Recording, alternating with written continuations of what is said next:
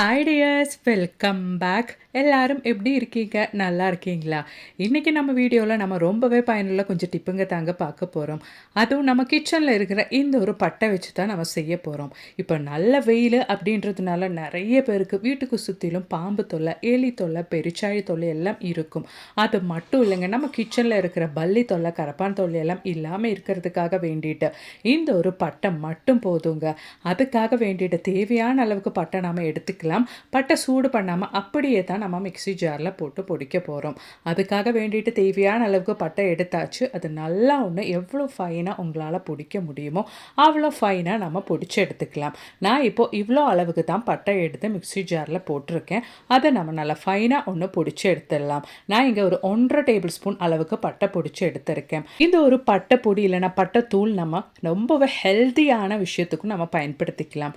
அதாவது காலையில் நம்ம வெறும் வயிற்றில் இளம் சூடான தண்ணியில் 1/2 டீஸ்பூன் அளவுக்கு நம்ம பட்டை தூள் போட்டு நல்லா மிக்ஸ் பண்ணிட்டு நம்ம குடிச்சிட்டு வந்துட்டோம்னா உடம்புல இருந்து கெட்ட கொலஸ்ட்ரால் எல்லாம் போயிடும். வெயிட்டும் லாஸ் ஆகிறதுக்கு ரொம்பவே ஹெல்ப்ஃபுல்லாக இருக்கும். ட்ரை பண்ணி பாருங்கள். அது மட்டும் இல்லைங்க, நம்ம வீட்டில் எப்போவுமே நிறைய இந்த மாதிரி பருப்பு, கடலை எல்லாம் நம்ம வாங்கி ஸ்டோர் பண்ணுவோம். அது எவ்வளோ நாள் தான் நம்ம வச்சாலும் சீக்கிரமாகவே நமக்கு வண்டெல்லாம் அதில் ஏறிடும்.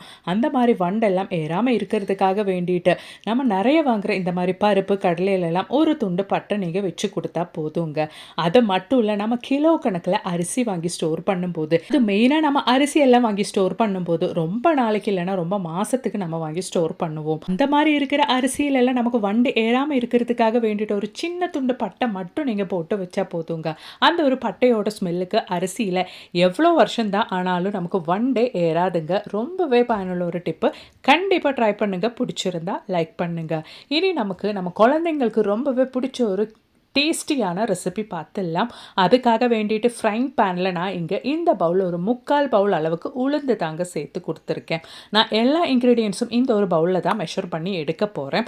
அதே பவுலில் நம்ம ஒரு 1/2 பவுல் அளவுக்கு கடலைப்பருப்பு சேர்த்து கொடுத்துடலாம். அதோடவே நமக்கு தேவையானது ஒரு 1/2 பவுல் அளவுக்கு பொட்டுக்கடலை அதுவும் சேர்த்துக்கலாம். இனி நமக்கு தேவையானது கடலை தான், அதுவும் வேறு கடலை தான் நான் இங்கே சேர்த்து கொடுத்துருக்கேன். நான் இங்கே கடலை தோலோடவே சேர்த்துருக்கேன். நீங்கள் வேணும்னா தோல் எடுத்துட்டும் சேர்த்துக்கலாம். அவ்வளோதான். நம்மளோட இன்க்ரீடியன்ஸ் எல்லாம் இனி லோ ஃப்ளேமில் போட்டு நல்லா ஒன்று வறுத்து கலர் சேஞ்ச் பண்ணி எடுக்கணும். நீங்கள் இது வறுக்கும்போது சீக்கிரமாக வறுத்து கிடைக்கணும் அப்படின்றதுக்காக வேண்டிட்டு ஃபுல் ஃப்ளேம் போட்டு வறுத்து எடுத்துட்டிங்கன்னா உங்களுக்கு அந்த ரெசிபியோட டேஸ்ட்டே மாறிடும். அந்த மாதிரி இல்லாமல் நீங்கள் லோ ஃப்ளேமில் போட்டு பொறுமையாக வறுத்தெடுத்து கலர் சேஞ்ச் பண்ணால் தான் நமக்கு நல்ல டேஸ்ட்டும் கிடைக்கும். கண்டிப்பாக நீங்கள் அதை மிஸ் பண்ணிடாதீங்க. என்னோடய ஃப்ரெண்டான ஃபேமஸ் ஹோட்டல் ஷெஃப் சொல்லி கொடுத்த ஒரு அருமையான ரெசிபி தான் இது. இப்போ இந்த ஸ்டேஜில் நான் ஒரு 1/2 பவுல் அளவுக்கு கருவேப்பிலை கூட சேர்த்து கொடுக்குறேங்க. நல்லா வாஷ் பண்ணி தண்ணியே இல்லாமல் ட்ரை பண்ணி எடுத்தது தான் இந்த ஒரு கருவேப்பிலை. அதுவும் நம்மளோட இன்க்ரீடியன்ஸ் கூட சேர்த்து நல்லா ஒன்று லோ ஃப்ளேமில் போட்டு வறுத்து எடுத்துடலாம். இப்போ நம்மளோட இன்க்ரீடியன்ஸ் எல்லாம் நல்லபடியாக கலர் சேஞ்ச் ஆகி வந்தாச்சு. அதாவது நம்ம சேர்த்து கொடுத்த கருவேப்பிலை கையில் எடுத்து நம்ம நசுக்கி பார்க்கும்போது நல்லா பொடியாக வரணும். அவ்வளோதான் அதோட கன்சிஸ்டன்சி. இப்போ நம்மளோட இன்க்ரீடியன்ஸ் எல்லாம் நம்ம ரெடி பண்ணி எடுத்தாச்சு. இப்போ நம்ம ஃப்ளேம் ஆஃப் பண்ணிடலாம். இதே ஃப்ரைங் பேனில் நம்ம வறுத்த இன்க்ரீடியன்ஸ் எல்லாம் மாற்றிட்டு சேம் ஃப்ரைங் பேனில் நான் நல்ல ஒரு கலருக்காக வேண்டிட்டு காஷ்மீரி சில்லி தான் ஒரு 5 காஷ்மீரி சில்லி எடுத்திருக்கேன். அதோடவே நம்மளோட ரெசிபிக்கு நல்ல ஒரு காரத்துக்காக வேண்டிட்டு நம்ம காஞ்ச மிளகா ஒரு 7லேருந்து 8 எடுத்துக்கலாம். நல்லா நம்மளோட காஷ்மீரி சில்லியும் அது மாதிரியே காஞ்சி மிளகாவும் நல்லா வறுத்து ஒன்று கலர் சேஞ்ச் பண்ணி எடுக்கணும். இப்போ தான் நமக்கு அது நம்ம மிக்ஸி ஜாரில் போட்டு பொடிக்கும்போது நல்லபடியாக நமக்கு அது பொடிக்க முடியும். அதுக்காக வேண்டித்தான். அவ்வளோதான். லைட்டாக ஒன்று கலர் சேஞ்ச் பண்ணி சூடேற்றி எடுத்தாலே போதும். நம்மளோடது காஷ்மீரி சில்லியும் அது மாதிரியே நம்மளோடது காஞ்சி மிளகாவும் நல்லாவே நமக்கு மிக்ஸி ஜாரில் போட்டு பொடிக்க முடியும். இந்த ஸ்டேஜில் நம்ம ஃப்ளேம் ஆஃப் பண்ணிடலாங்க. இப்போ நான் ஃபஸ்ட்டு மிக்ஸி ஜாரில் நம்மளோடது காஞ்ச மிளகாவும் காஷ்மீரி சில்லி தான் போட்டு பொடிக்க போகிறேன். ஜஸ்ட் ஒன்று நம்ம பொடிச்சா போதும். ரொம்ப ஃபைனாக ஒன்றும் பொடிச்சு எடுக்கணுன்ட்டு அவசியம் கிடையாது. அதோடவே நம்ம இளம் சூடோடவே போட்டால் தான் நமக்கு நல்லபடியாக ஒன்று அது ஃபைனாக பொடிஞ்சு கிடைக்கும். இந்த ஒரு கன்சிஸ்டன்சியில் தான் நீங்கள் பொடிச்சு எடுக்கணும். அதோடவே ஆல்ரெடி நம்ம வறுத்து மாற்றி வச்சுருந்து நம்மளோடது உளுந்து, கடலைப்பருப்பு அது மாதிரி கடலை, பொட்டுக்கடலை எல்லாம் நம்ம மிக்ஸி ஜாரில் போட்டு சேர்த்து நல்லா ஒன்று பொடிச்சு எடுத்துக்கலாம். இப்போ நம்ம சேர்த்த இன்க்ரீடியன்ஸ் எல்லாம் சேர்த்தாச்சு. அதோடவே நமக்கு தேவையானது ஒரு 1/4 டீஸ்பூன் அளவுக்கு பெருங்காய பவுடர் தான், அதுவும் நம்ம சேர்த்துக்கலாம். பெருங்காயத்தூள் சேர்க்கும்போது நல்ல ஒரு டேஸ்ட்டும் கிடைக்கும் நம்மளோடது ரெசிபிக்கு. இப்போ இந்த டைம்லேயே நம்ம ரெசிபிக்கு தேவையான அளவுக்கு உப்பும் நம்ம சேர்த்து கொடுத்துடலாம்.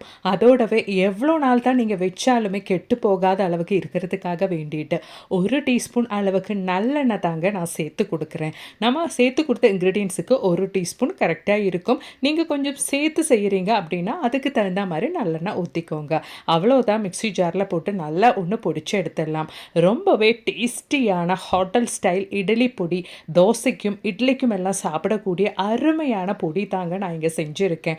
இப்போ ஸ்கூல் லீவு அப்படின்றதுனாலே குழந்தைங்களுக்கு காலையில் பிரேக்ஃபாஸ்ட்டு கூட இந்த மாதிரி ஒன்று கொடுத்துட்டிங்கன்னா அவங்க நல்லாவே சாப்பிடுவாங்க.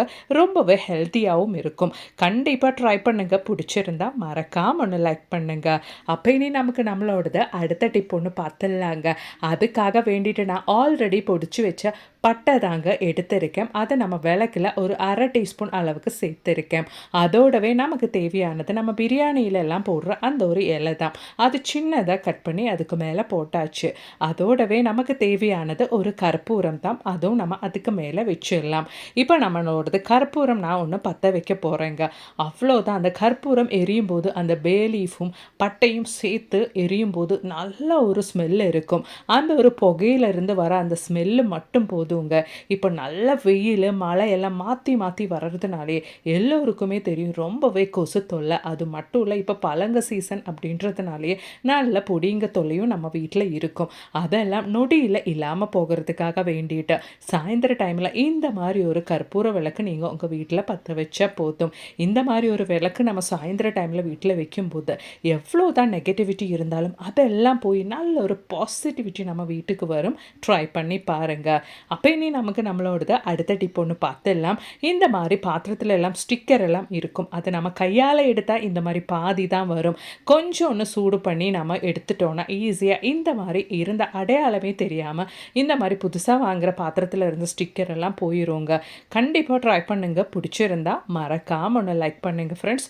அப்போ இனி நீங்கள் தம்ப்நெயிலில் பார்த்த மாதிரி நம்ம வீட்டுக்கு சுற்றிலும் இருக்கிற பாம்பு, எலி, பெருச்சாழி எல்லாம் எப்படி நம்ம வீட்டு பக்கமே வராதபடி செய்ய போகிறோம் அப்படின்றத பார்த்துடலாம். அதுக்காக வேண்டிட்டு ஒரு யூஸ் அண்ட் த்ரோ பாத்திரத்தில் நான் 1 டீஸ்பூன் அளவுக்கு பட்டை பொடிச்சது சேர்த்தேன். அதோடவே நல்ல சூடான தண்ணியும் சேர்த்துக்கலாம். அப்போ தான் அந்த தண்ணியில் நம்ம பட்டையோட எசன்ஸ் எல்லாம் நல்லபடியாக இறங்கும். அதுக்காக வேண்டிதான். இப்போ இதோடவே நம்ம சேர்த்து கொடுக்க போகிறது டெட்டால் தாங்க. ஒரு 1/4 டீஸ்பூன் அளவுக்கு டெட்டாலும் நம்ம சேர்த்து கொடுத்துடலாம். இதோடவே நமக்கு இப்போ தேவையானது சிந்தட்டிக் வினிகர் தான். இப்போ நம்ம டெட்டால் ஊற்றுனதுக்கு அப்புறமேட்டு நல்லா ஒன்று மிக்ஸ் பண்ணிக்கலாம். அதோடவே நம்மளோட சிந்தட்டிக் வினிகர், அதாவது ஊறுகாய்க்கெல்லாம் நம்ம பயன்படுத்துகிற வினிகர் தான் நான் இங்கே சேர்த்து கொடுக்க போகிறேன். அதை ஒரு 4 டேபிள் ஸ்பூன் அளவுக்கு சேர்த்து கொடுத்துடலாம்.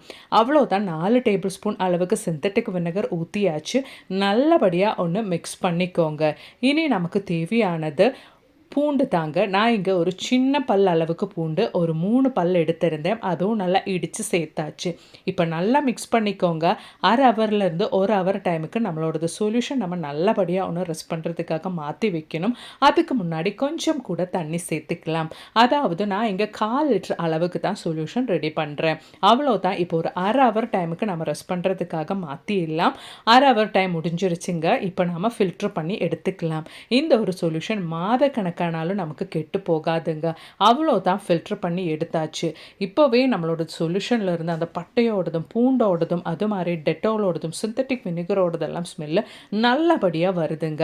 அவ்வளோதான், நம்ம ரெடி பண்ண இந்த ஒரு சொல்யூஷன் நம்ம ஒரு பாட்டிலுக்கு ட்ரான்ஸ்ஃபர் பண்ணிடலாம். உங்கள் கையில் ஸ்ப்ரே பாட்டில் இருந்தால் அதில் ஊற்றிக்கோங்க. ஸ்ப்ரே பாட்டில் இல்லைன்னா வீட்டில் இருக்கிற என்ன சின்ன பாட்டில் இருந்தாலும் அதில் நீங்கள் ஊற்றிக்கிட்டு பாட்டில் முடியில் ஹோல்ஸ் போட்டுட்டு கூட பயன்படுத்திக்கலாம். நான் இங்கே என்னோடது லிக்விட் டிஷ் வாஷ் தீர்ந்த அந்த ஒரு பாட்டில் தாங்க யூஸ் பண்ணி பயன்படுத்திட்டு இருக்கிறேன். அவ்வளோதான், நம்மளோட சொல்யூஷன் ரெடி ஆகியாச்சு.